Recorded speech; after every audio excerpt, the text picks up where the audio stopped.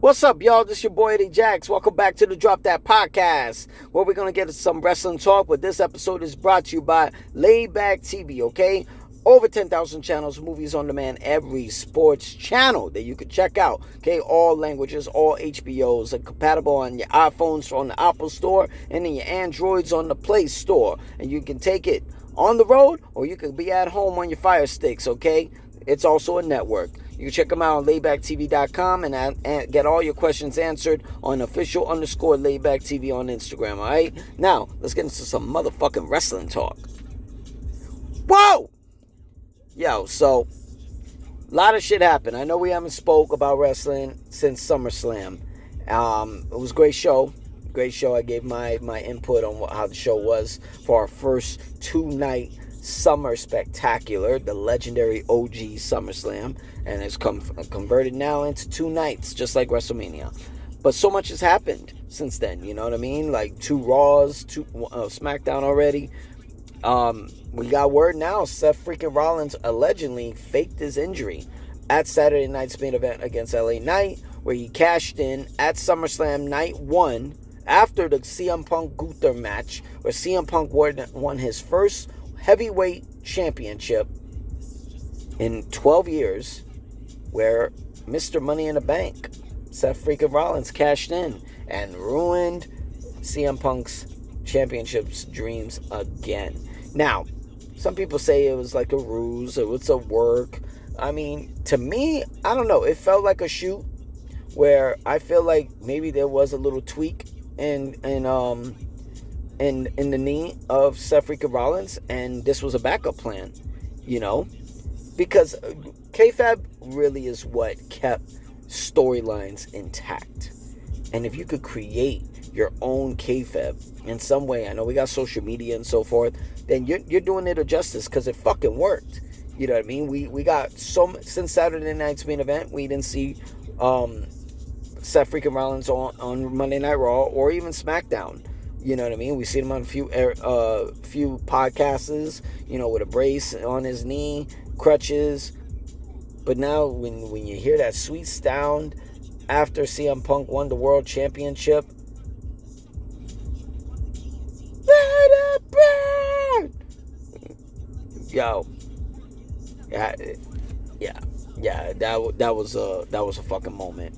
Now, yeah, I don't think it matters if Seth faked his injury. He claims he only told 2 people, the Oracle, Paul Heyman, and his wife, Becky Lynch. I mean, I don't know. It's a little red flag to me when you claim you only told those 2 people, but you didn't tell your soldiers of the Brawns, you know, Braun Breaker and Bronson Reed. But I guess we see what happens. But I think Seth nailed it. But he nailed it so much, now he got his hands full at Clash in Paris, which that card is fucking building. Paris got a fucking card. You know what I mean? Oui, motherfucker. This is crazy. So, thank you, Adam Pearce, for giving us a great World Championship match at Clash in Paris. Looks like we're going to get Seth freaking Rollins, and it's official, defending the World Heavyweight Championship in a Fatal 4-Way match against former World Champion, main event Jey Uso, former World Champion CM Punk, and LA Knight. That is going to be interesting. I don't know how far we go. I mean, it seems like the goal is to figure out a way, you know what I mean? You know, the long-term way to get to WrestleMania, to get to finally a one-on-one match between Seth freaking Rollins and the OTC Roman Reigns. Seemed like that's the goal. Eventually, that's the fucking goal at WrestleMania. It threw me off guard when you're getting a world championship possibly with Roman and Seth.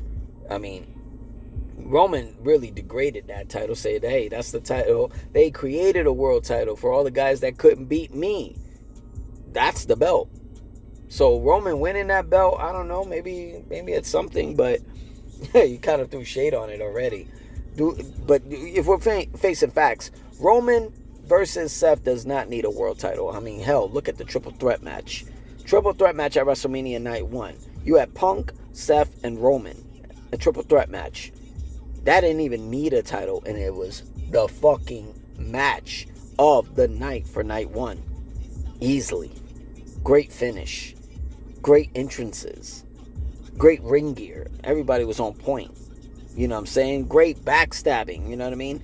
So, I mean, it is official. We got the World Championship, but now it's going to get rough for Seth because now not only he was the hunter as the Mr. Money in the Bank, he is the hunted now with the World Heavyweight Championship. It seemed like Roman is being promoted for he's being promoted for Clash of Paris. I mean, it looks like we're going to get possibly the Tribal Chief versus the Tribal Thief, Big Bronson Reed, who keeps stealing his J's. You know what I mean? Maybe we could get that match. That'd be good. I don't think it makes sense for Roman to get over on Big Bronson Reed. We need to give some kind of light to Big Bronson Reed. But then this leads to where the hell does Braun Breaker go from here? You know, but with that being said, I think Bronson Reed really should get put over. If Roman Reigns is not going to be on TV until Survivor Series season, because he has to go film Street Fighter. Congrats on that part 2 as well. Street Fighter is going to be crazy. If that's the case, I don't see it making sense to me. I mean, Big Bronson Reed got he took the L by being pinned at SummerSlam. So I don't think it should be Bronson Reed taking the L. You know what I'm saying? I think he should get a dub. You know, just makes sense. Moving on, we got a big promo between Becky Lynch, the Women's Intercontinental Champion, and Nikki Bella. Holy shit, I'm not gonna lie.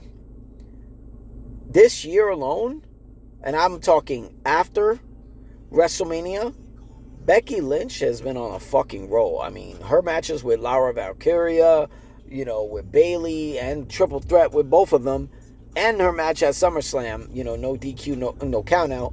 She's been on a roll. I like this version better than the man, better than two belts Bex. You know what I mean? I forgot what the other moniker she was going by when she came back after her pregnancy. But I think this era is better. Her as IC champion, because that promo she cut against Nikki Bella was fucking 5 fucking stars. Salute to the man, women's IC champ Becky Lynch. Holy fuck, your promo game has literally skyrocketed. This is what you really needed against Charlotte and Ronda Rousey back then.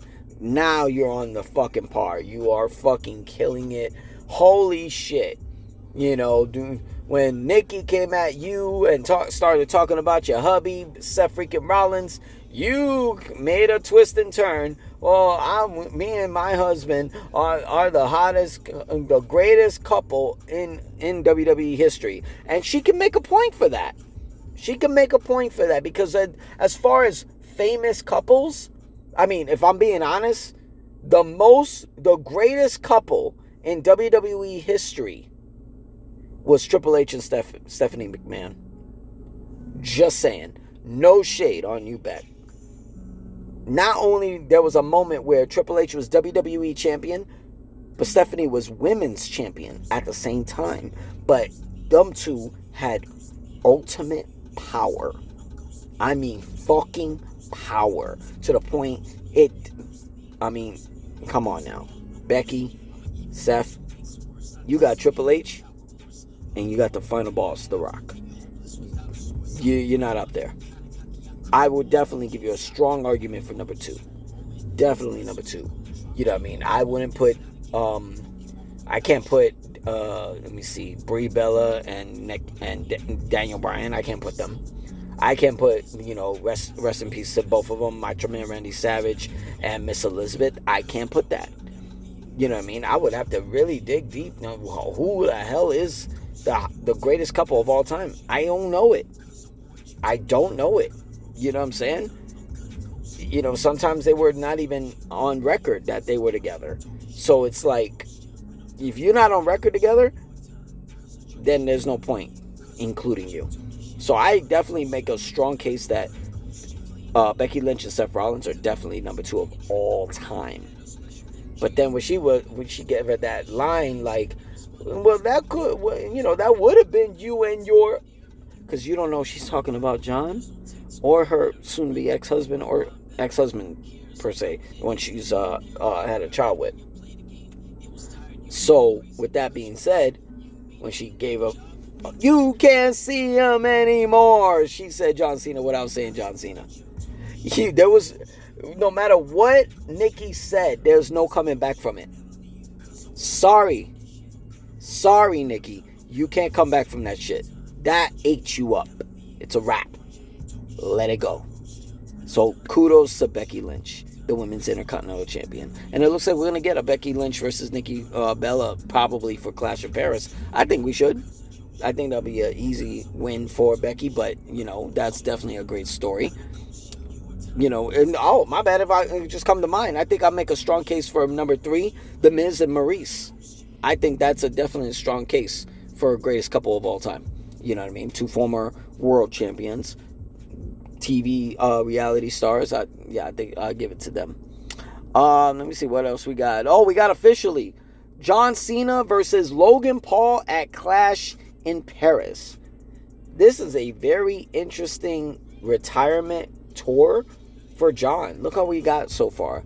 You know what I'm saying? He checked out his final Royal Rumble, his final Elimination Chamber, which he won, and in the Royal Rumble he was the last 2. His final WrestleMania, final main event at WrestleMania that he won, his final World Championship, 17. Boom.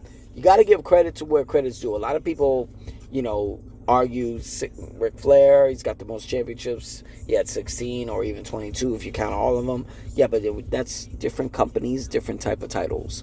You know what I'm saying? We're talking John Cena, one company, world championships that they created, 17 in total. Gotta give him credit where credit's due. His final, his final Money in the Bank, his final SummerSlam, and definitely one of the top matches from SummerSlam. That street fight was fucking phenomenal. And I don't say that a lot about John Cena matches. We're going to do a John Cena segment come the end of the year after his final match in his retirement. We're going to say a top 5 best John Cena matches of all time. Even top 5 feuds like Randy Orton, Batista, Brock Lesnar, and so forth. But apparently we're going to get Logan Paul versus John Cena. I feel like we're being teased with that since Money in the Bank. It'll be dope. I think it'll be dope. That's a definitely great dance partner for John Cena to have at Clash in Paris. I don't see Logan getting put over in that match. Would it make sense? It only makes sense if Brock Lesnar just pops out of nowhere, because allegedly we're going to get an Indianapolis PLE in September. Just added out of nowhere. I think it's going to be on September 20th, if I'm not mistaken. Word is it's going to be WWE Bad Blood. If that's the case, I like the fact that we're getting Bad Blood, annually. So that would look pretty dope. So can't wait to see that. And we're being teased. Cody Rhodes and Drew McIntyre. I like Cody Rhodes versus Drew McIntyre. And obviously it's going to be undisputed WWE Championship. Because when you look at it, right? Cody Rhodes has been back since WrestleMania 38. So we talking 39, 40, 41, like a little over 3 years now. And if you think about all the losses that Cody Rhodes has suffered, all the losses, not just the losses, who he lost to. You know what I'm saying? Who he lost to is a big, big factor, because you can count how many times he's lost a singles match, or who's pinned him. Just go like that. Who's beaten him? Like pretty much on one hand you can put.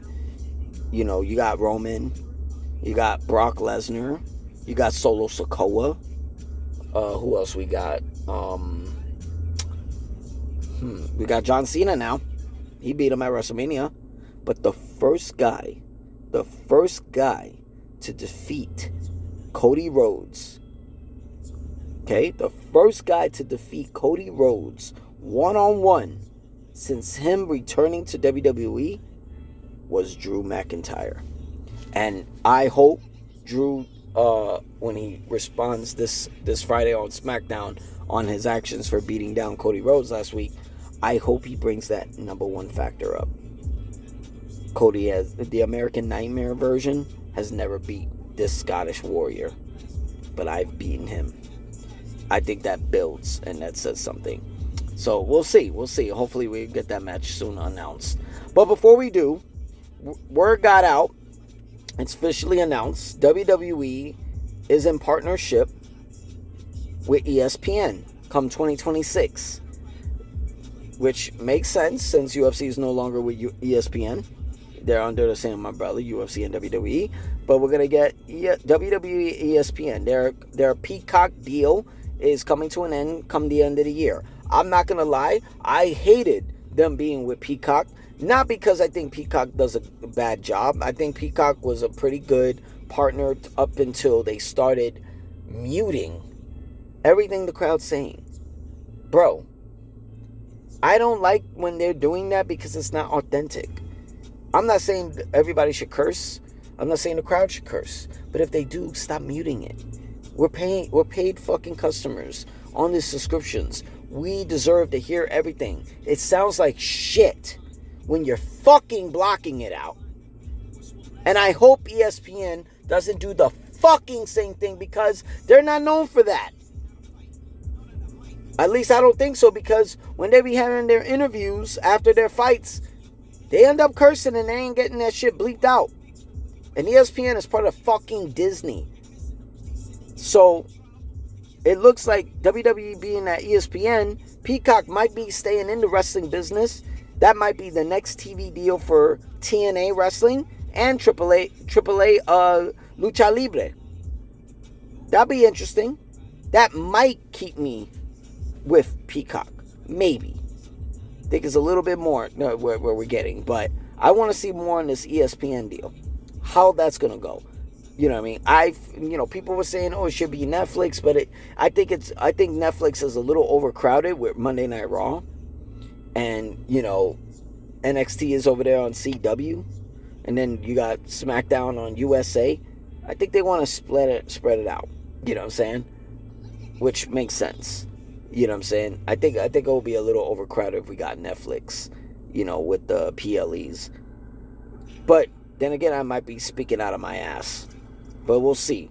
But salute to WWE on solidifying that deal for 2026. But I need to hear more in the next 6 months on how this is going to go. You know what I mean? Because, ESPN don't need to be charging me anymore. I'm just saying. Okay?